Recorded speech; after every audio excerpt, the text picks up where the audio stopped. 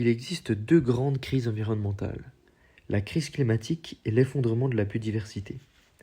Elles sont alimentées par un système fondé sur la croissance qui pousse à produire et consommer toujours plus, entraînant une surexploitation des ressources.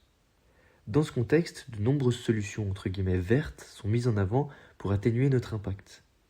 L'une d'elles, c'est la seconde main textile.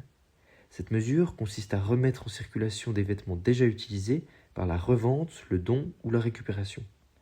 Elle est présentée comme durable parce qu'elle prolongerait la vie des produits et réduirait les déchets textiles.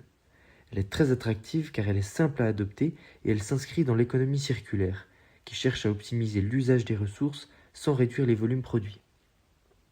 Les plateformes comme Emmaüs ou Ricardo en Suisse jouent un rôle central dans cette promotion. Mais pourquoi cette mesure est inefficace ? L'industrie textile produit plus de 100 milliards de vêtements par an et les plateformes de seconde main sont saturées d'articles qui sont presque neufs.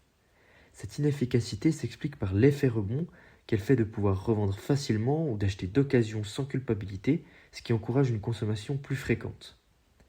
Et au lieu de réduire la demande, la seconde main tend donc à l'alimenter. Elle reste enfermée dans la logique de croissance qui nourrit les crises environnementales. Pour rendre la seconde main réellement efficace, il faudrait agir sur les structures qui organisent la production et pas seulement sur les comportements individuels. Ce sont les leviers structurels qui transforment un système. Il faudrait donc réduire la production de textiles neufs afin de revenir à un niveau compatible avec les limites planétaires.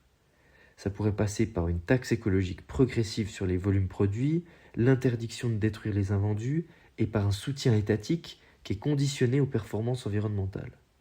Dans un système où la production est limitée, la seconde main deviendrait enfin une mesure utile qui est intégrée dans une stratégie cohérente de sobriété.